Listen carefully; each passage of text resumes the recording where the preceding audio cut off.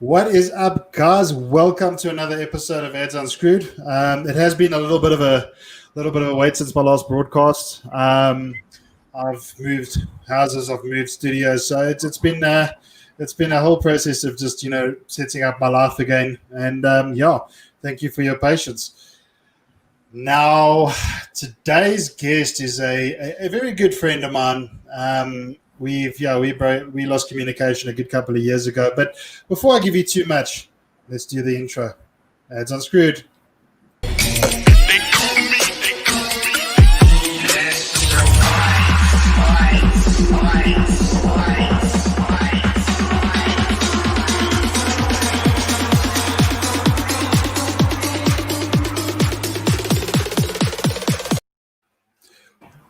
What is up, peoples?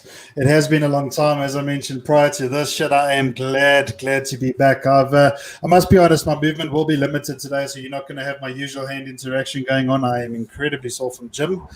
It seems that age is catching up with good old ads, and I need to slow down a little bit.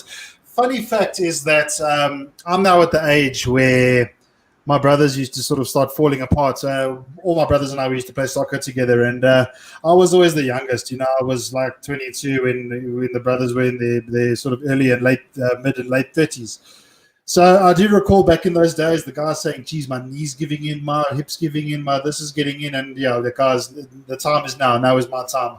I am absolutely finished. But enough of that nonsense. Let's introduce my guest, my good man, Oliver Oscar Heath. What's up? How's it going, everybody? What's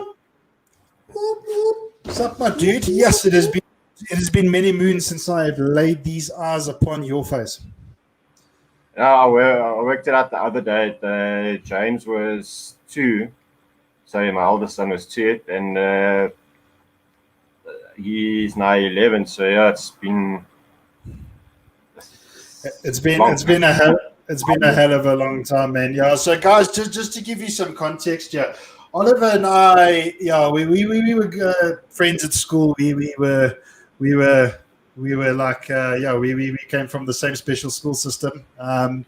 And by special school system, no disrespect to any of the other SA alumni. The school produced some fine young people, but we were net a bicky before kindergarten. So we were far from the normal crews. As you can see, Oscar's rocking the flipping handlebars over there, and used to get himself a helmet and a Harley. But my brother. It wouldn't be a conversation between you and myself if I didn't at least give you a little bit of grief. Am I right? No, I've been trying to practice during the day. I think I've lost my neck, bro. I haven't got those kind of comebacks anymore, bro. And I used to practice. Used to go and Google and stuff. I've also lost my sharpness completely, but people hit me with a little bit of an insult, and I kind of sit there going, "Wow, you see." And he puts his hand out and he drops that mic. It's over. Choked. So, brother. Look, guys, sorry, just a little banter between buddies there. Let's just to get back on track here. So, the reason that I asked Oliver to come onto my show is, okay. Let me start by saying this. Okay, Oscar, just put yourself on ice for 1 second there, brother. I can see you eager. A couple of weeks ago, or when I started my stream, I did say to you guys, look, I don't know where the channel's going. I don't know what we're going to become. I don't know what I want to do with it. Well, damn it. I finally realized what I want to do with this damn channel. And the answer was always there. I don't know why it took me so long to make a decision. So, guys, Ads Unscrewed is going to be a channel focused on speaking to interesting people every single week. And that means every single person on this planet that has something valuable to teach another person. So that leads me into my guest, Oliver. Like I said, good friend of mine. I've sort of kept tabs on him over the years. I know that he's been through some incredibly rough times, back then and even more recently. And one thing I've always respected about Oliver is, all of us had learning issues at school. We all had a tough time there. Some more than others, but Oliver has always been able to smile. He's always been able to sort of look at the glass half full. And even when I was in the absolute center of my depression, when it was a bright sunny day outside, and I looked outside, but shit, I couldn't see the sun. It was just darkness day in, day out. Even when I was in those spaces, and even when he was in those spaces, the key difference between him and I is I sort of just gave up. Where Oliver said, shit, I got to get up, I got to get to work, I got to do my thing. And he did it with a smile. Oliver and myself, we also obviously both deal with mental health issues and such. I do believe there's, more recently we've lost a good friend this year to suicide. We've lost a lot of good people to that same damn disease, and it's called depression, guys. And what I admire again about Oliver is just that he's able to put a smile on his face even when the world is stepping on his throat. So I'm not going to talk anymore, guys. I'm going to hand it over to Oliver. I'm going to ask Oliver to sort of just give us a rundown of what happened when him and I sort of cut communication about 10 years ago. There's a whole complicated story behind that, but fortunately, we're both grown men now, and we both understand that life's too short. I mean, let's just be honest. I actually can't wait just to rub his little bald head there. Ollie, talk to me, man. Where have you been? What have you been doing? I know that you've had some hectic struggles, my bud. Again, whatever you're comfortable with, the stage is yours. And the heart is pounding. Well, Good. yeah. I mean, the last time you and me saw each other was when we were closing up on the business together, just getting things settled up, and that's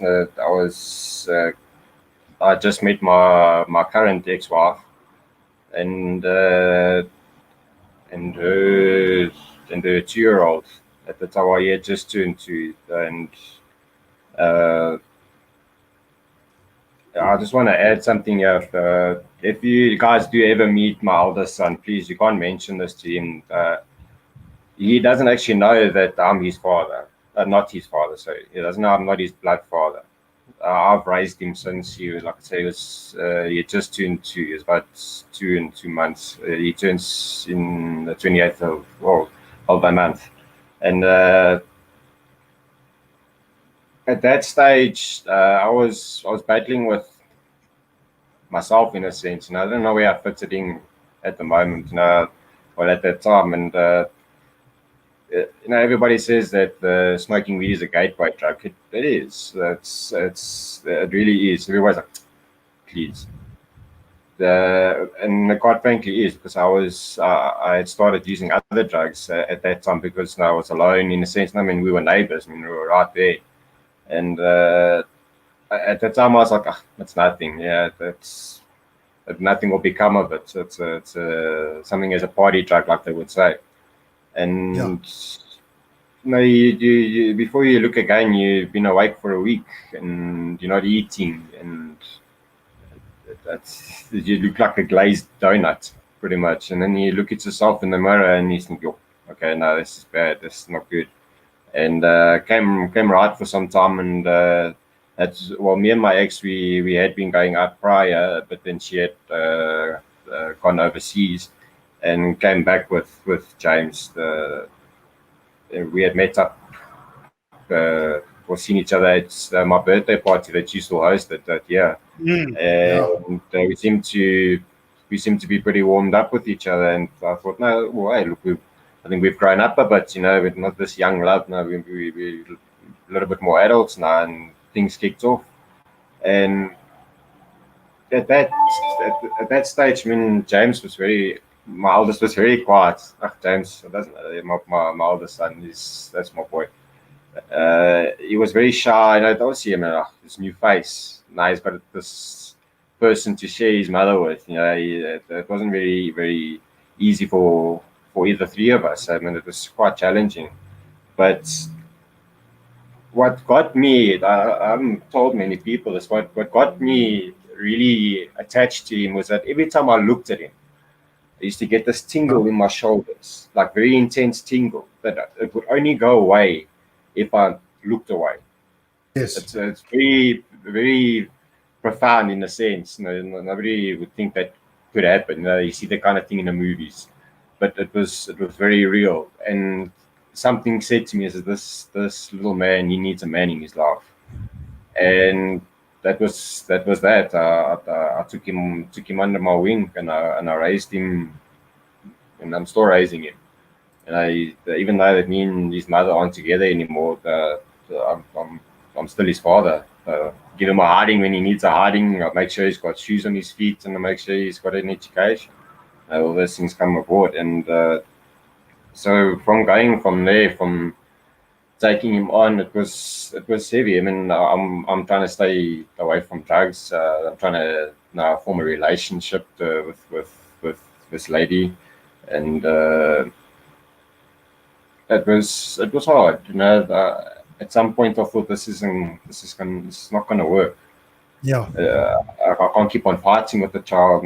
Me and the ex can't keep on fighting because there were challenges. I mean, like I say, he had to now come and share his mother that he hadn't had to share before. Why is this person now sleeping in the bed? Why am I not there? It was a lot for him to take on and a lot for me to take on. I mean, no, sure. Yeah, I kept in tabs and I watched seeing baby photos of him, but we never had that actual contact.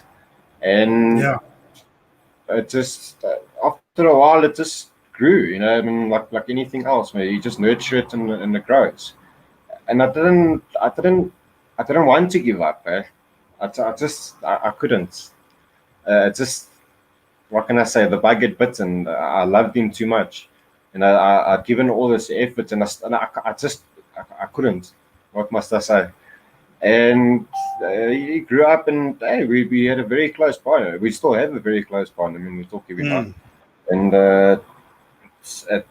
it started turning when I started getting a better pay, when I was getting a bigger, working in a bigger position in it. Yeah. And the drugs started coming in again, and I thought about it a lot. You had that's what you feel is like a hierarchy position. You're untouchable. Everything's going right.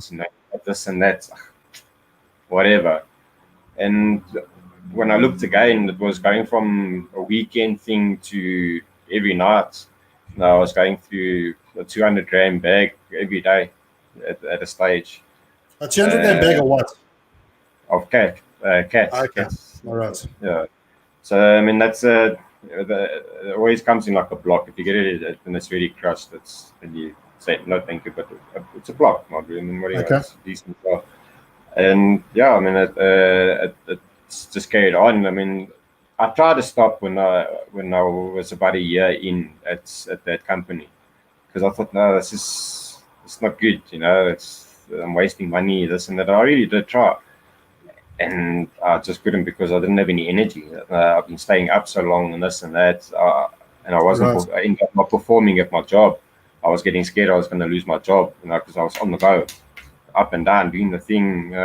Didn't need lunchtime. Wasn't hungry. That's I wasn't noticing what I was doing to myself. Looked again, and the cheeks were sunken in, and you build up an aggression because you're not sleeping, you're hungry, and this and that. So any slight interaction with James or with my ex, it was a little bit tense, where it shouldn't have been. And small situations get blown out of proportion, and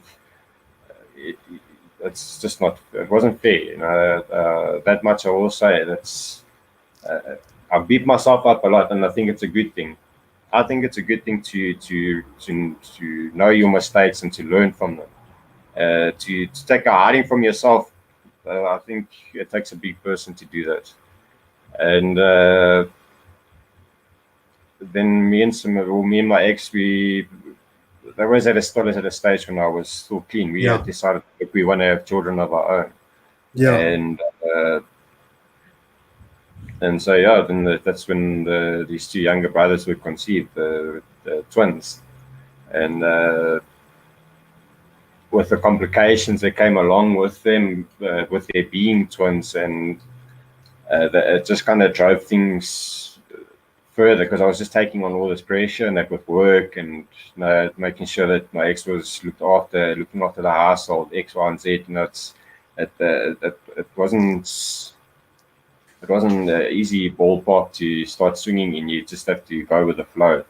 and the addictions just got deeper. And again, I tried, and I almost got fired because I passed out in one of the parties at the work. They tried to wake me up, couldn't wake me. And so they fired me, and then someone actually spoke up for me and said, "No, look, but X, Y, and Z." Then they took me back, luckily. And so there's a lot at stake when you're doing those things. Now you start realizing that when you have kids, and I had no fear at the time because of the drugs, and I was numbing everything. And then the twins were born very prematurely. They went much straight to ICU, and they were in ICU for 3 months. These are the kids, guys. I'm just going to put an overlay up. Yes. Yeah, the one sitting directly on my right, he had problems with breathing and that, and his septum on his nose was damaged. It wasn't like torn or taken off or anything. It was just damaged, pushed up to the bone in the nose. So now we had some rough times. The one on the far right, he had an operation. I can't remember what the name of the condition that they thought it was. I actually remember them going to hospital.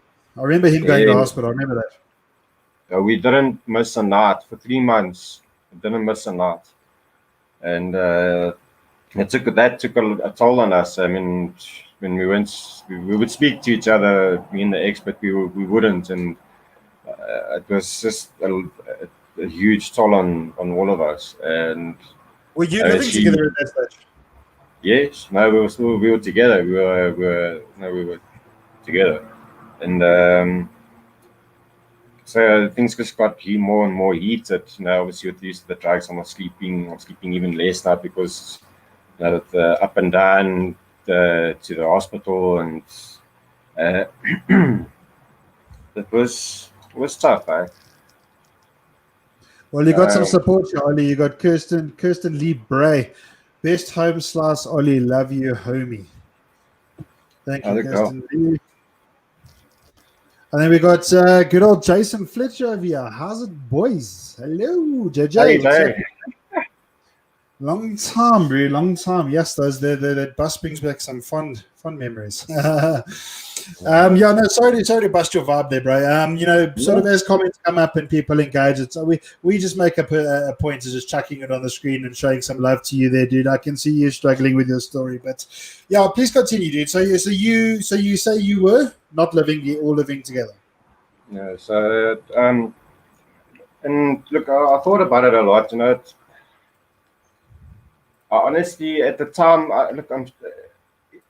it's 50-50. You can say, yes, it's an excuse, but the other side was like, okay, yeah, fine, but it's still not an excuse. Whether you look at it this way or that. But I don't honestly think I would have coped with a whole lot without the drugs. But again, how would I have coped with that? Would I have done better with this and that? I don't know, but either way, I will regret using it. There's no good that comes out of it. Countless trips to the hospital. My heart stopped numerous times in 1 year. I was dead on the table, man. It got bad because it was obviously stress, not eating this and that, and stress from the heart. It takes a toll. Yeah, I was. Jeez, man. Like to say, actually, it's one thing I learned from firefighters, actually, because I've always been a person. I like helping people. I like doing whatever. If I see somebody who needs some sort of help, I'll offer. But I wanted to be a fireman and all that jazz. I was in the army, as you know. I wanted to be a medic. That didn't pan out, and the fireman said to me, I was listening to them talking about some of the bad accidents that they've seen. They said to me, how do you cope with it? And I says, well, we just joke about it, we laugh about it, and if you can't smile and carry on, then you're just going to pull yourself down. You got to smile and wave. You got to carry on, you got to pick your feet up and keep on moving. And when things got that bad, like they say, you don't realize how strong you are until being strong is all you can be. And Yes. I mean, eventually, the just the middle one with one of the damaged septum, he was released. He came home. He also had a bad run in, like I said, with the damaged septum. He had viral and fungal infections twice. The second time, they had to put him on a second string of antibiotics and that. So we couldn't even touch him. We couldn't hold him. We couldn't be near him. If we wanted to be anywhere close to him, we had to have like long gloves on and hairnet and the whole paraphernalia on. It was hard. Even in the beginning, the first couple of days, we couldn't touch them at all because their skin was so sensitive. And those small things that seem small, that actually took the worst out of me, or brought the worst out of me, because I couldn't do anything about it. You know, you're a father, and you can't do anything to stop this from happening. Yeah, And I know all too well. when it came to Jared's operation,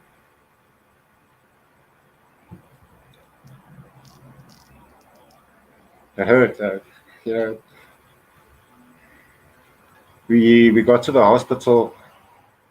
I said to my ex, okay, well, look, you go say hello to the one, I'll say hello to the other one. Yeah. If they were under sedation, but they heard our voices. They were under sedation for quite a long time. And I noticed that Jared's stomach, sorry, my son, I don't remember about the names, maybe you touch my kids, I kill you. But his stomach was like this. And I looked to see where my ex was, and I was like, all right, fine, she's still there. And I called the nurse, and I said, what's wrong? Yeah. So haven't they told you yet? And I said, oh my word. Doctor comes, and I can't remember what the name of it is, but what they thought it was the intestine dying off piece by piece by piece. And I said to him, okay, well, what to do? How bad? So I said, well, look, they need to operate, whether you like it or not, they have to operate. And they'll only know the extent once they open up. And if it's too far, if it's died too far, and there's not enough to fix it with, then there's nothing they can do, or they'll fix it and he'll live. And I had that conversation with the doctor like 5 minutes before the surgery. I just said to him, look, doc, lay it on me, don't butter it up. I need to know what my boy's going to go through. So they went in. We were at the restaurant down the road. And I saw my opa standing by the toilet doors. And he just looked at me and he nodded his head and disappeared. My boss passed away. He passed away when I was very, very young. And it wasn't 2 minutes later, and we got the phone call. I said, listen, your son's out of theatre, you can come. What had happened was they had pushed the catheter too deep into his bladder, and they punctured his bladder, and they drained a can of Coke's worth of urine out of his stomach cavity. So that was... Was this a government facility? Yeah.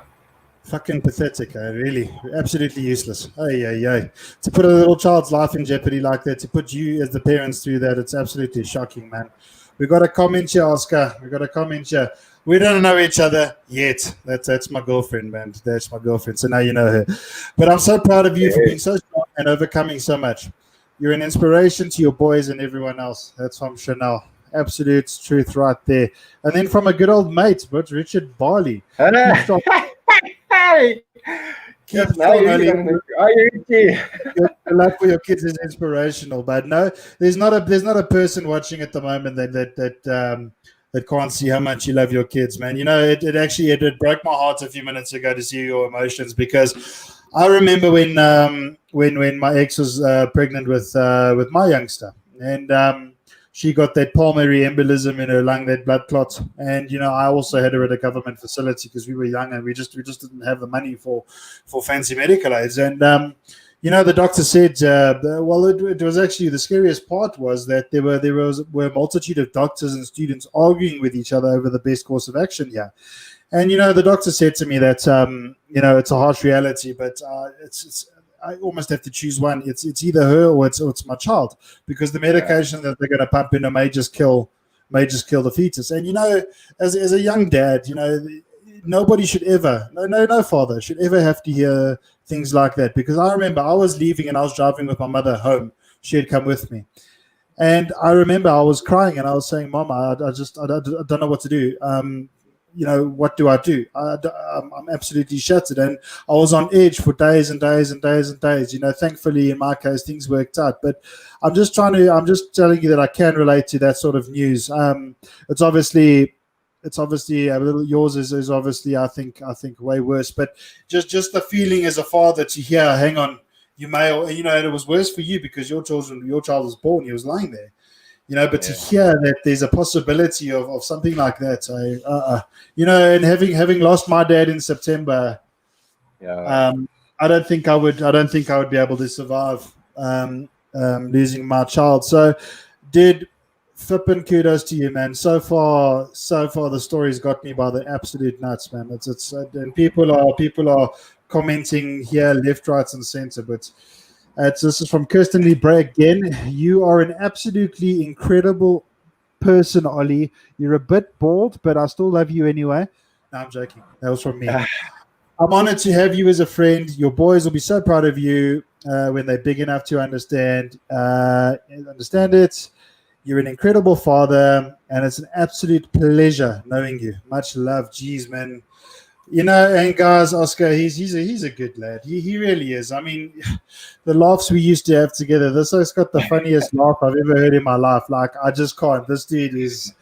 He's got that little amongst the other screws missing. And granted, I've got screws missing too. Trust me. It's like God didn't tighten that last one for the laugh, and it's really refreshing, man. Asses, I miss your laugh. The absolute cuck who used to talk is unbelievable.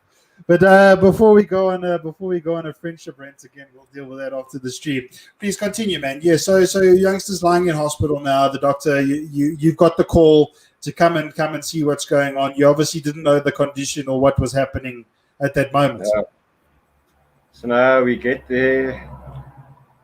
I didn't even touch my food at the restaurant. I didn't have nothing. I ordered what is it? I think it was a rum coffee, something like that. I just needed something just to give me a script wakker, because we were sitting at the canteen at the hospital, and apparently I was like transparent. I was just, my mom even said to me, I was just sitting there like a zombie. I wasn't even replying. But now we got back and they said, no, everything went well. It wasn't the intestine, it was the bladder that was punctured. And he'll heal up and everything will be fine. And then he's got a little bit of a scar. He asks about it, and they said, no, you had an operation when you were a baby, but we're trying to tell him too much because he freaks out. He bumps his arm. There's not even a bruise, and he's I need a band, and the whole arm gets bandaged up, and so he's a little bit of a drama queen, but I love him to bits. Sounds like you. Goes down like a sack of potatoes, like you did at soccer. We got the goal though. It was the only time I ever did a bet that way, but we got the goal. We did fractured ankle, but we got the goal.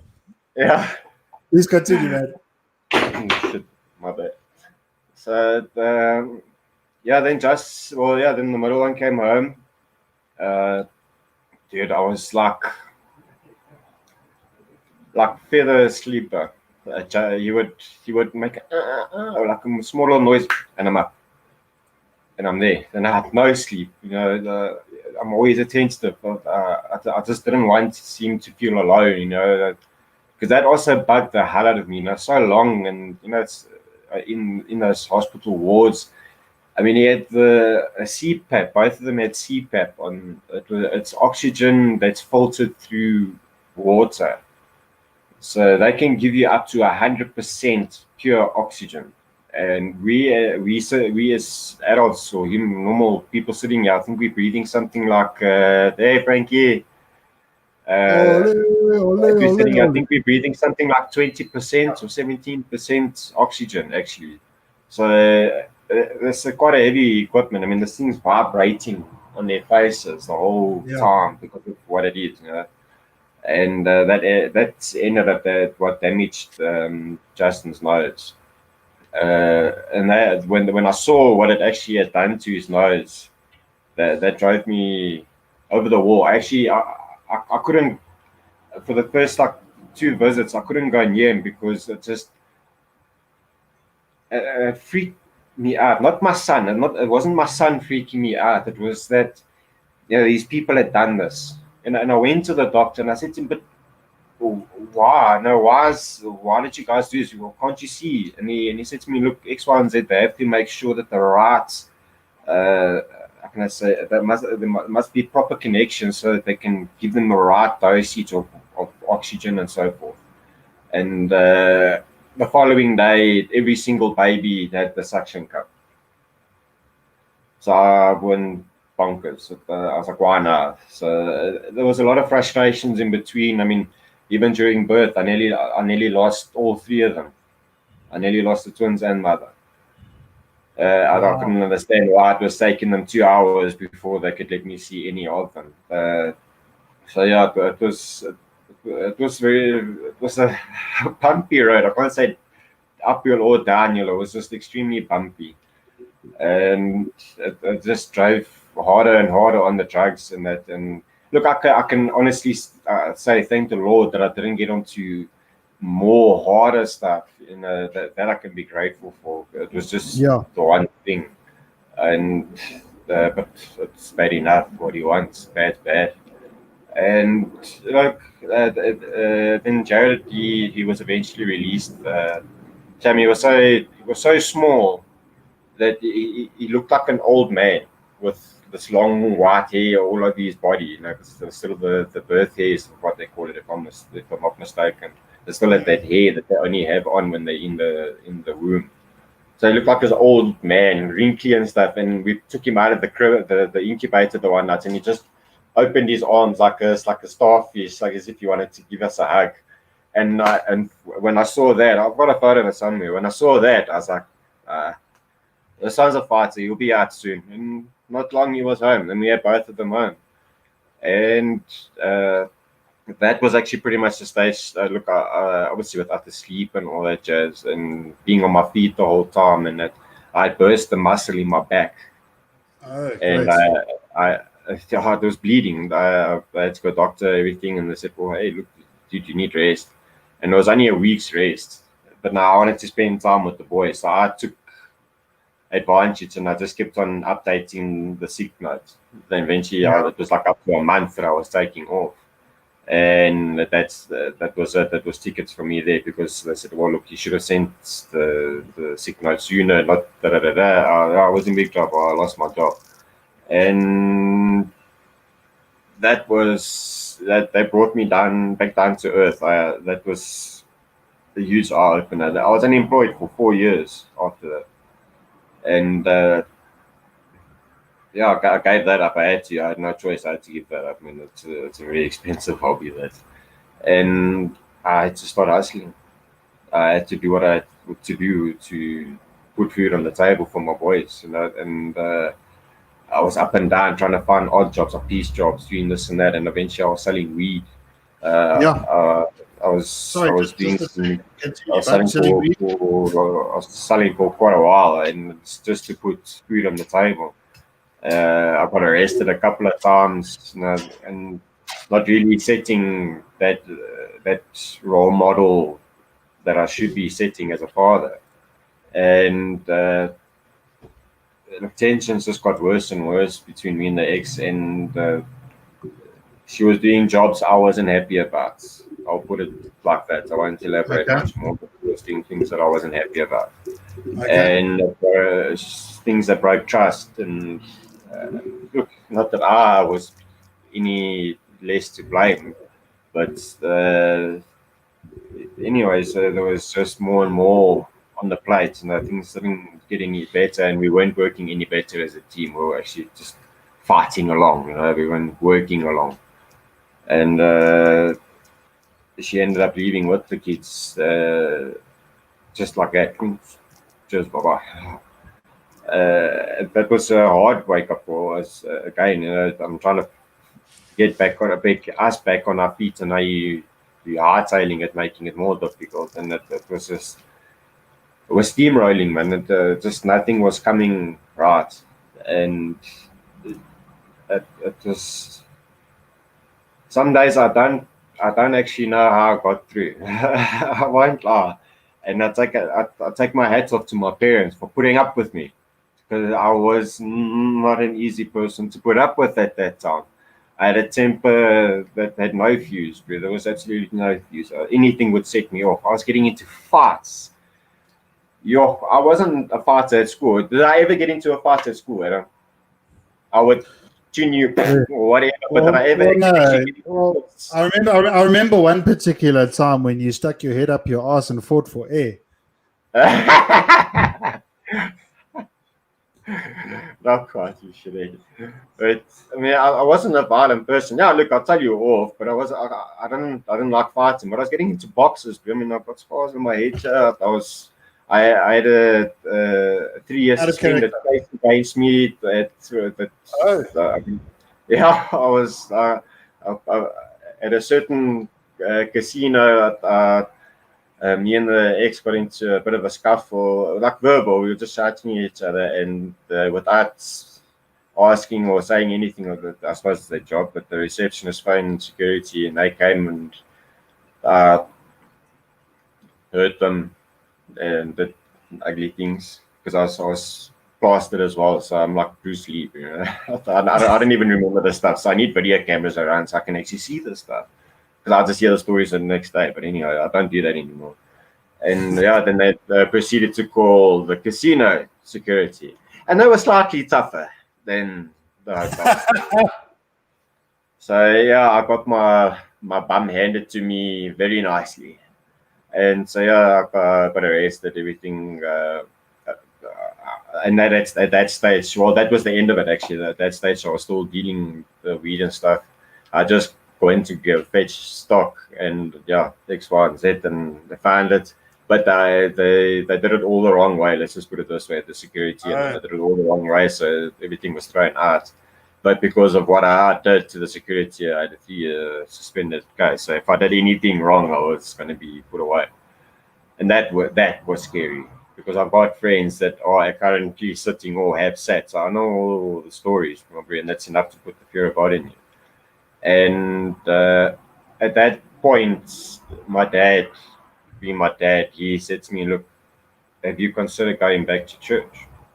Your dad's a legend, yeah. I was like, you saying that to me, and look, okay, that's I was blank to everything. I just didn't want to do anything. I didn't want my boys with me. All I wanted to do was just to see that they were okay. That's all I wanted. I mean, over and above all the nonsense that I did, I made sure that my boys were okay, that they had clothes, had nappies. They were never went without. And look, I actually take that also to my ex. She also played a big role in that. I mean, we did stick together as parents. So that I won't take away from it. And that's important. That's the thing, man. I always put my kids first, and that's also where I lost a lot of that. How can I say, the connection with the boys? Because my dad used to look after them all the time, because I was always out hustling, trying to make ends meet, if I can put it like that. You know, trying to make money to make some plan. I resorted to shoplifting. It's blind. Yeah, the things that I did is very embarrassing, but I did it for my family. I mean, when I say I'll die for my family, I'll do it. Yeah, that much I can tell you now. I'll do anything for my family, and I've stolen for my family to feed them. It was 2 cans of bully beef that we scaled in the tin of beans. We were nervous as hell, but we did it. And I actually said to her, I'm not doing that again. I felt horrible. Actually, I really felt horrible. It didn't sit well with me. And yeah, like I say, I got back into church, and that's where I also got into drumming. actually. Fun. I've always loved music. I'm glad you're going there. Yeah. I still remember when I used to sleep over at yours. I'm sitting there with the earphones on, jamming, and you trying to study there. And I thought you said turn the music up. Meanwhile, you said turn the music down, and I cranked, and I was like, yeah, and I nearly. And that's why I blame you right up until today for me being stupid today. You never let me study. I was the worst person to ever run to study.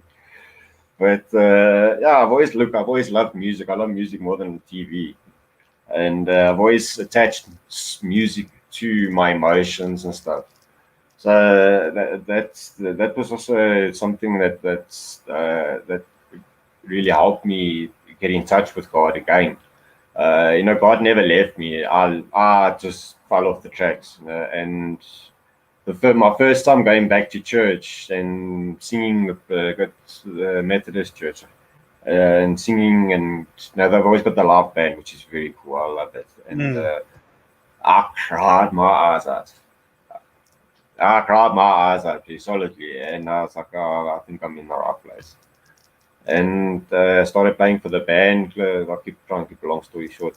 Started playing for the band and started taking off again, and then things just started going down again with me and the missus. I couldn't understand it. When things were right, they weren't right enough, and that also started to get to me. And I was like, we're in a good place. Yeah, we're not on top of the world, but we're nothing to complain about. I mean, the church was helping us out. I mean, I eventually got a job from one of the people at the church, and everybody was surprised when she left again. That's when I thought I need to get out of the city. I need some new surrounding. I need something to refresh the mind. But it meant having to go far away from the boys. And I went with a very good friend of mine. He's actually visiting me now at the moment. He's in the lounge. And call him. We want to meet him. Hey, Clem. And he took me. We met up when I had lost my job, and when I actually at the time when he was having problems with his missus as well, actually. So yeah, we've been friends quite long. Clem.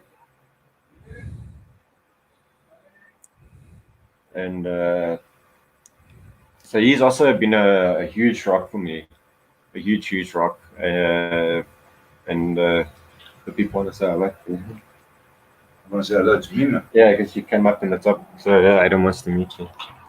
How are you, bud? Waiting yourself, mate. Oh, fantastic! It's just nice to put a face to the name. Oliver just mentioned you've done quite a bit for him. You took him away from a bad scenario. You guys went away. So if you got a few minutes, I would like you to stay on the stream, please. Oliver, continue your story. Where did you guys go? What did you do?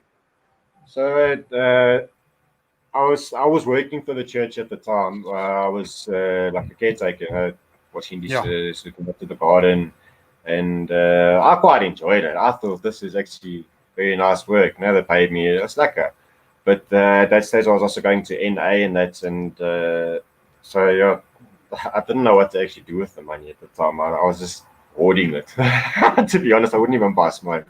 Well, that's a nice problem to have. Right? Because now when you come up for the drugs and stuff, you want to do the right thing, and that, but you're so nervous to do anything, and I built up this nervousness. I was always anxious, and you don't know what to do with yourself. And then, like I said, then the missus left again, and Clem had phoned me, and he says, "Hey, listen, what's happening? What's going on? This and that." So I said, "Hey, look, missus is leaving, taking the kids again." She's like, "What? I'm coming." Hey, he comes from the house break, comes, pulls in, says me, "No, I'm taking you with me, Don. You need sorry, I just want to get some context on this. When this was happening, how long ago are we talking? 2016, huh? Yeah, 2016. Okay. I've been at the 2020 February. I'm at the farm for 4 years. It's actually 2014, 2015 around there. Okay, all right. So this is nowhere near recent. No. And so went through to Nelspruit, and yeah, I mean it's a beautiful place, and it looked me good. I couldn't find work there. It's actually very difficult for us to find work there. And my dad started falling a little bit ill again, and because my dad's got cancer, and so I said to Clint, I need to get home now. I think I need to be there for my family. Came home, and it was a week late, and she rocked up on my doorstep with the kids as if nothing had happened. So I was like, all right, well, okay, all right, chop. Well, okay, I've got the boys with me now. It's like, okay, well, let's see what happens. Biggie off, and that was the end of January, roughly. And then by the end of February, I got work. And at Lacus, it was a couple of months later, I got her a job. So things were picking up again. We got our flats eventually, but still, there was just something not there. I wasn't seeing it because I was trying to find it, but trying so hard to find it, it drove me down again. And I started using on and off again. And it just didn't help anything. We were living in the same space, but we were far apart. And I would try and do things for the boys and that, and she would just do it, or they would just want mommies. And you beg to think what's been drilled into their heads. I mean, I came across emails, her chatting up another guy saying, I want nothing, I'm not involved with the boys and this and that. Meanwhile, I want everything to do with them. I mean, she was even sly enough to not put my name on the birth certificate. So I put very little footing. But I'm fighting. I've got to do it the right way. It means to fight with temper like I've done before doesn't get me anywhere. So this is something you discovered a little bit more recently. I remember you telling me that, and I mean that's quite a big one there, because in essence, isn't that a form of fraud? Apparently not. My lawyer told me that the mothers can actually do that. They have gotten it right before, but I don't see how. But look, I don't know. That's what I want to look into actually. I The law think is a twisted thing. Of fraud there because I signed to contest, just to put it out there. I did sign to contest, but yet I didn't see the inside of a courtroom. I found out I was divorced because I spoiled the Valentine's plans with her boyfriend at the time. But isn't that incredible how the justice system immediately puts the female in pole position? And that's no disrespect to any female viewers out there. No, it's just sometimes it is possible for the mother to be the dodgy one, or the mother to be the bad parent, or we live in a society where it only seems to be a man that can do wrong. And I'm by no means condoning abuse to women and children, etc. like that. I'm more saying, in a position where a father has to fight for his kids, it seems like the courts immediately lean towards the woman without even really looking at the situation. And I don't think that's right. It's not right at all. Both parents should have equal rights, and every situation should be evaluated on a case-by-case basis, because no two families are the same. And there are assholes out there. There's guys who don't deserve to be parents, but you're definitely not one of them. But I think if anybody deserves your kids, it's you. Just what you've told me in the past 50 minutes or so, I can hear the passion and the love that you have for your kids, because I have the same love for my son. And him and I, and not him and I, but his mom and I have been on a hell of a rocky road over the past couple of years. But the fact has always remained that the reason I'm sitting here alive, breathing, talking to you today is because of my child. More recently, it's because I've met the most lovely girl. She's absolutely incredible, and I've found other reasons, but it's my boy. I need to see him to adulthood. That is my duty, and that's why I'm here, because I've also suffered depression. I've tried to off myself. I've tried all that standard shit, right. But you got to find something to keep you going. And I think you mentioned earlier in the stream that you don't know how you're still standing. I think you do, because there's 3 reasons. Yeah. No, but if you can understand, with you literally at those times where you can't even breathe. I mean, like I've even spoken to you a couple of times. So I'm in those moments where standing. He's just like, I could just sit down now and just watch the world go by and just not care. And then you carry on. you just carry on. Human nature, bud. It's human nature. You just I get in my truck and I truck on.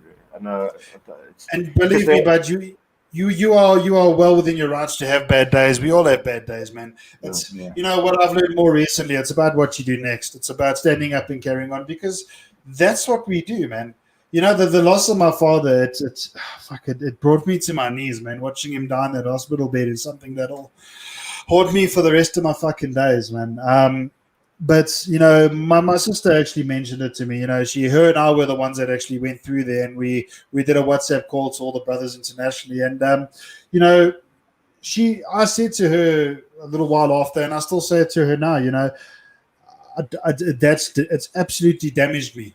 You know, and then she looked at me and she said, you know, as hard as it was, I'm glad that somebody was there for him. So you know, I had to find that reason there. It's going to chew me up for the rest of my life. But you know, I didn't want him to pass away on his own. You know, sometimes you get clouded by the moment. But Bud, you have 3 beautiful children, man. You've got one hell of a story, but it doesn't end there, does it? Just over halfway, but I keep it. Go for it, Bud. Stream is yours, my friend. Go for it. So yeah, where did we leave off, Chatterbox?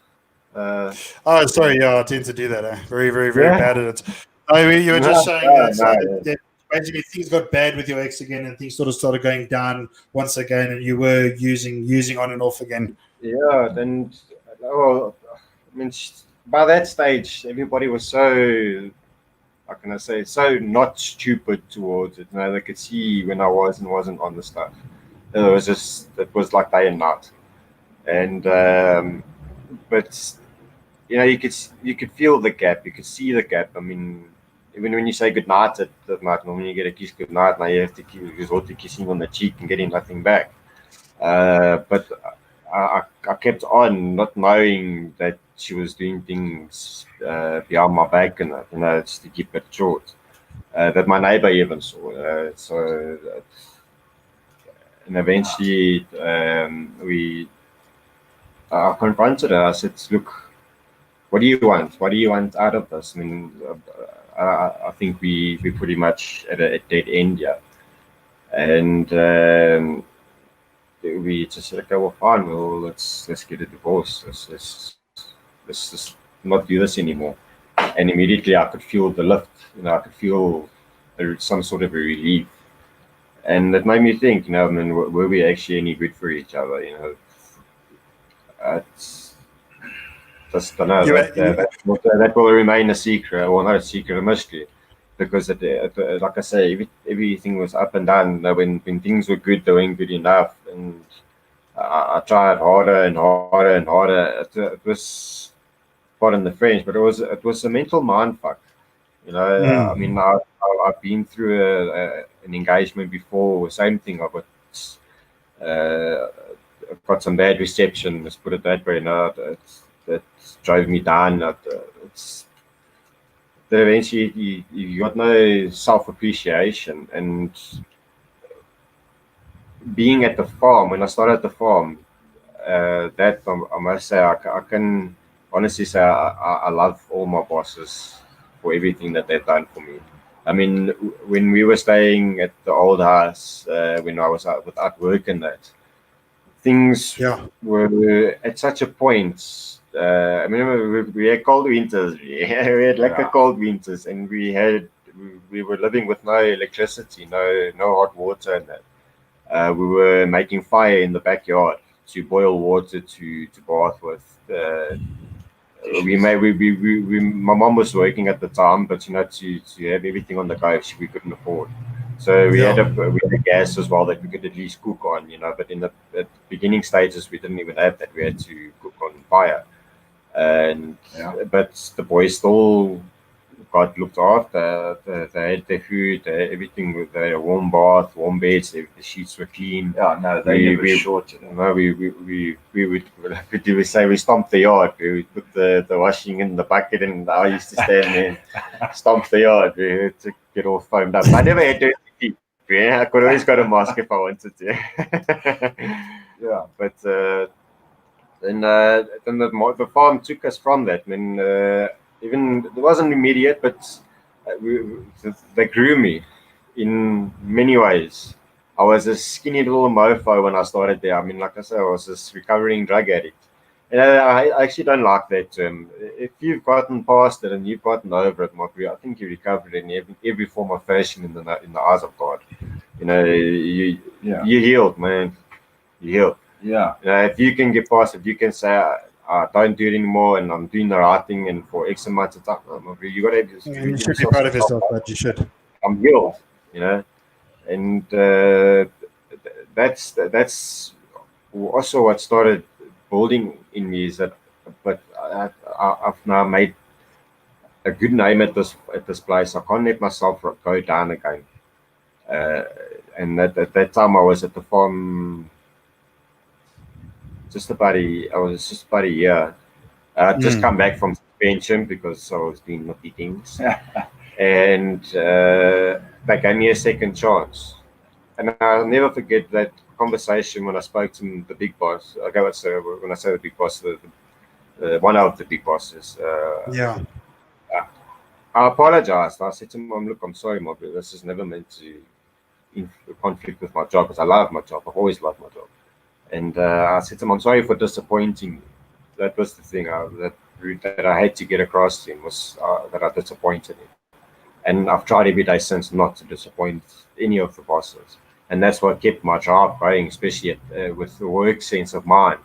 You know, even like I say, when I had those moments where I just wanted to sit down or go home, you know, I didn't care about less pay. And it was them that got me through it. My friends as well, but they gave me that tough love. They really gave me that tough love, and I grew. I got even through all the hard times. I mean, we're not actually allowed to wear earphones at work. They let me wear earphones and listen to music just so I could. I thought you were born with earphones, honestly. Yeah, I would listen. I would go through different genres of music that would get me through different days. One day I would listen to Limp Bizkit. One day I would listen to rave, or this and that. You know, it depended on what my height was that day. You know, I do the same thing. Anything from just falling in reverse to use anything. That's when you introduced me to them. Yeah, and Amen. It was all in an attempt to not to fall backwards, not to go backwards, and I just kept on looking forward, thinking of my kids. You know, saying, "Look, I need to support. I need to give them money for school, this, that," and I gave happily because it's going for my kids. I keep enough for smokes, for whatever, for lunch, for work and stuff, and that was how it went. And eventually, it was a short time actually. It was about maybe 2-3 months, and then they ended up coming to stay with me.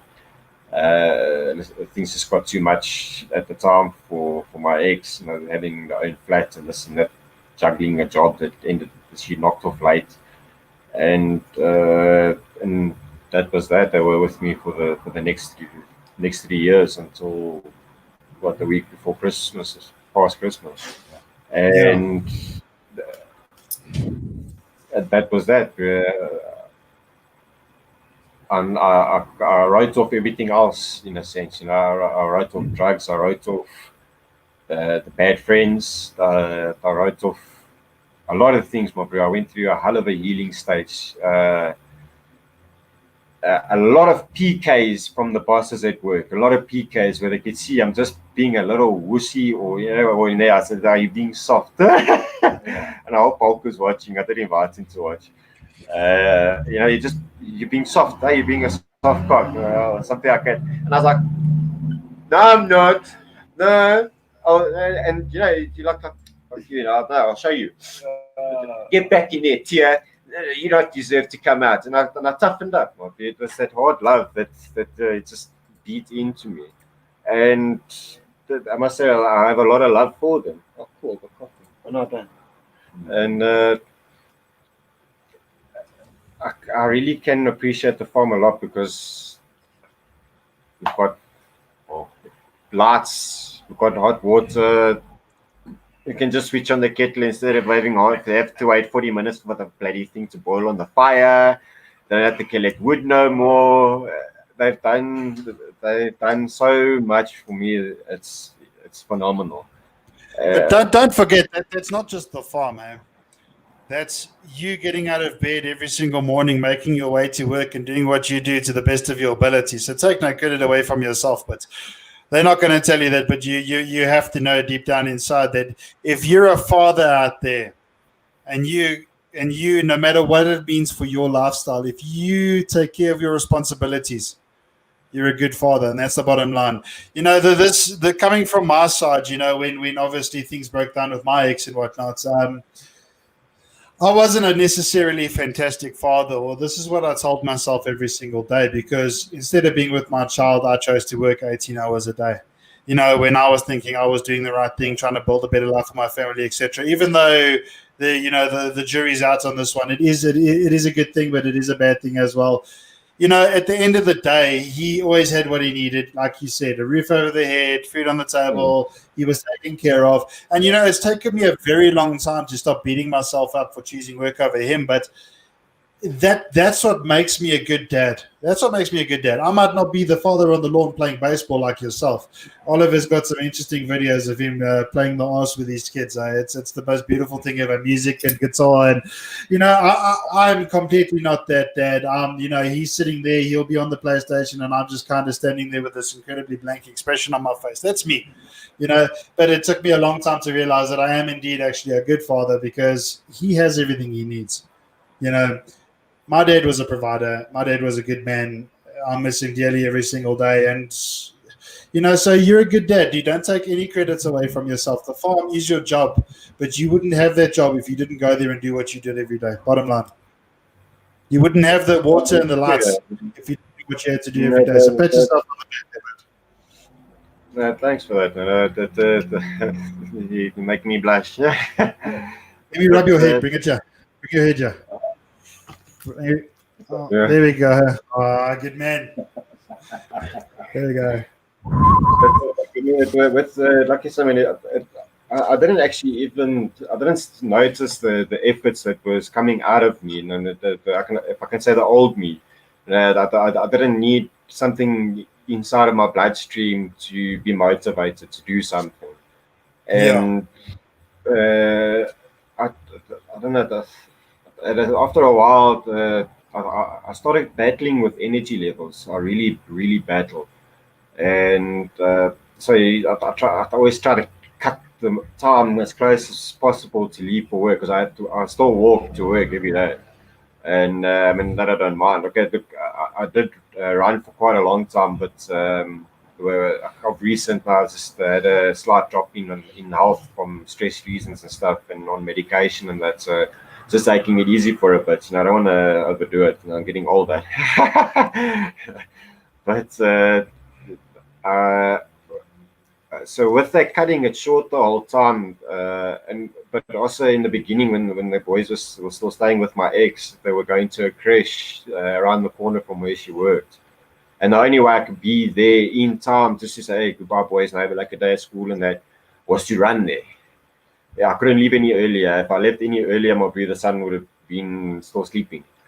So I would run every morning to be in time to see my boys at school.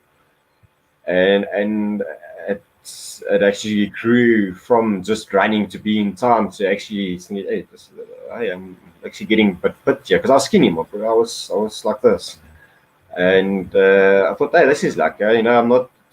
I had a motorbike accident. I bugged up my knee very badly. So I thought, my legs are finished with. But no, I thought, hey, look, Laka, this is cool. And even after the boys came to started living by me, I kept up with it because I thought, this is Laka. And I started running every morning to work. It didn't matter how rough the run was. Sometimes I would stop 3-4 times and I got to 3 times and it was 2. Then I didn't stop. and it turned into running 4 half marathons later. Something I never thought I would do. The first one I did alone. No one said, "Hey, do this race." I googled it, and I was like, "Okay, well, cool. It's at Boxbeck Stadium, so I know where that is." And I went and did it, not knowing what to do. Like I said, it's self motivation and something that I learned from NA, that you got to do it for yourself before you can do it for others. And that's exactly it, bud. That drove me. There's I need to be healthy. I need to be on the ball. I need my brain working right. All that testosterone and stuff, building things and stuff, like getting the blood flowing, did me a good shot. And I went on from doing my first one was a Tommy Malone 15K. I had the support of my boys. Even when I got home that day, it's like, Daddy, how did you do? How did you do? It's like, look at my medal, look. Oh, wow. They were passing it around like it was gold. Yeah. It's like, look. And those are moments you can't. Yeah, and I didn't even think. When I got home, my mom said to me, "So, how did you do? And I said, "No, I finished it." And she just gave me that big hug. And she, like I said, I put my parents through a lot of hell. I mean, the heart stopping and this and that. They're also parents, and I put them through a lot. I put them through a hell of a lot. And my mom just took me by the head and says, "My boy, you've made me so proud. Look what you're doing. You're doing all these things and that." And to even see where I've come from. I slept behind the power box for a night. The rehab couldn't have space for me. Me and this other guy, we were trying to get into rehab, and didn't quite work out. But it didn't stop me from trying to get clean. But yeah, I slept behind the power box. It was the coldest night I think Panani had in the last 300 years, because man, it was cold. I won't forget. It was enough to sober you up anytime. But to see where I've come from that to having every piece of clothing that you owned in a bag on just to be warm, it takes you to a place of a lot of self-appreciation that you can stand proud and hopefully pass on this drive, this willingness to work and do good things. I mean, I do a lot of the charity work as well now with a counsellor, like a political counsellor. I don't want to say too much, but a very important person in my life at the moment. He's taught me and given me a lot as well. A lot of important people in my life. It's a list. I don't think I'll be able to list them all. It's been an uphill gaining battle, and I've gained. I'm not at the top, but I've gained a lot of ground. And I think I know if it wasn't for my boys, I don't think I would have been there. And that's important that you understand and realize that. But isn't it incredible how life tends to do that? My parent, as a parent, you can never prepare your kids for how bumpy life is. You can do your damn near best, but at the end of the day, they've got to do it for themselves. Like my life, for example, if my chart was a heart monitor reading, for example, I would be like dead. I'd be in the negative if that's even flipping possible, because everything goes fantastic, and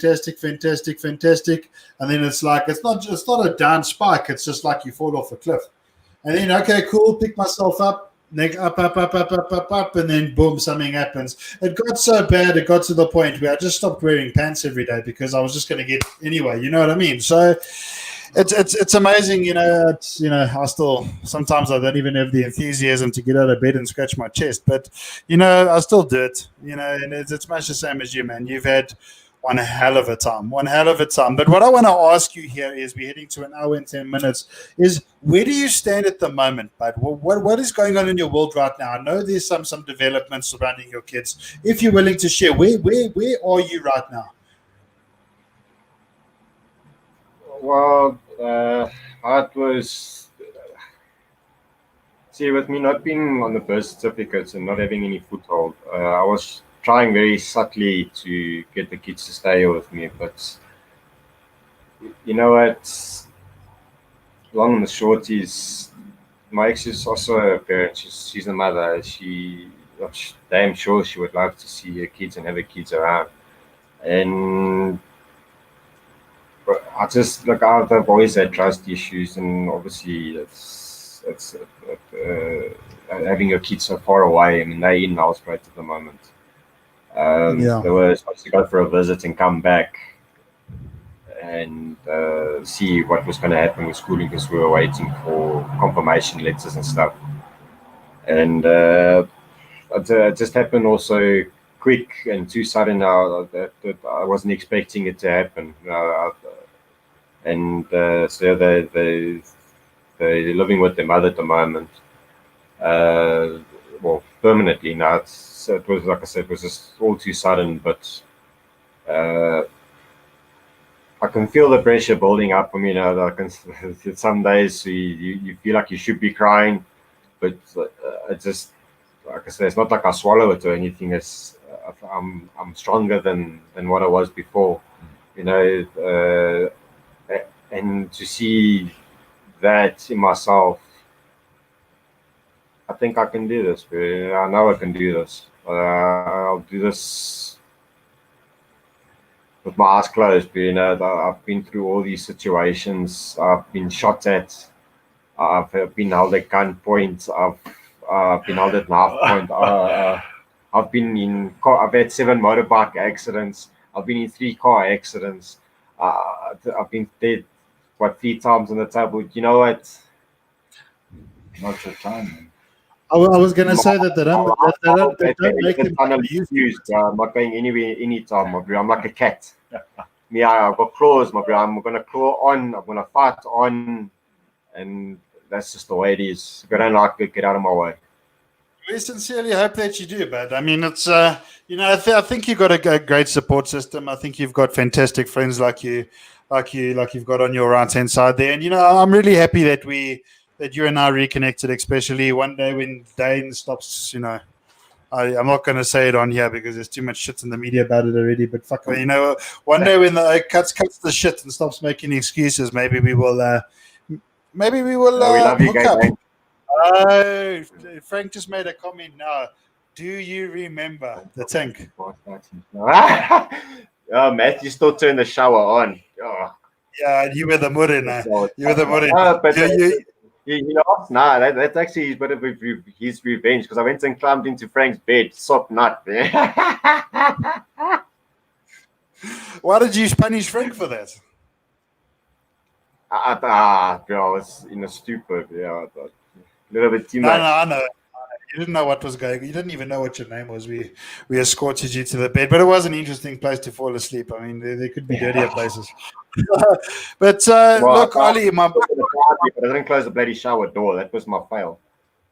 Well, I mean, if you had, we would have found you at some stage anyway. But let's just be honest. But look, I'm gonna cut it off there. I just wanna say thank you for being brave enough, man. Thank you for being brave enough to come on the show tonight. Thank you for being brave enough to speak your not your mind, speak from the heart, man. To just say how you feel and then sort of let the emotions flow. Thank you for your sincerity and. Thank you for being vulnerable, man. Thank you for. I mean, I've got no doubts in my mind that you probably helped a few people out there. And you know, this video is saved and it is uploaded to my YouTube channel. And you know, I've got no doubt that people are going to be learning from it time and time again. The whole point of this thing is just to share people's stories, man. There's so much we can all learn from each other, and that's the whole point of my channel. I think I'm not the world's greatest host, but just listening to people's stories, it makes me just that much smarter. You know, all that study time I lost out on being friends with you. Yeah, man. Just from the bottom of my heart, thank you very much. It's been a huge honor. I hope I didn't ramble on too much. I hope it made sense. But if anything, I hope I passed on some strength to others that need strength at this time. You know, I mean, I've heard of so many people going through the same thing right now. And I mean, I spoke to a guy that's becoming quite a good friend now. I helped him get a job. and he's going through something very much similar. And I said to him, if you need to talk, you can talk. And he looked at me with these pulled up eyes, with that husky voice, saying, I can't talk now. And I know that feeling where you say you can't talk now. But the thing is, now if we can just be there for each other as single mothers, as single fathers, single mothers and single fathers. I mean, me and Kirsten, I can say we've been very, very good rocks for each other. Especially Kirsten for me. I mean, she's been an amazing friend through thick and thin of a lot of my challenges. Been as well to give me the PKs on the sideline. Yeah, even though he's also disappeared. But I mean, a lot of good has come from being single again. Look, I will never speak bad about women. I won't speak bad about my ex. I mean, we both. Sorry, I'm disappearing.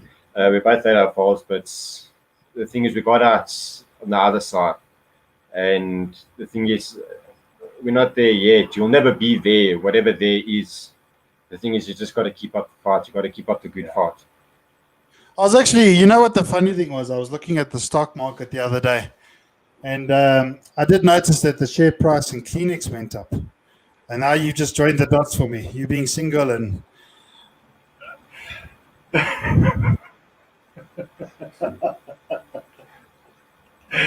No, I'm not gay.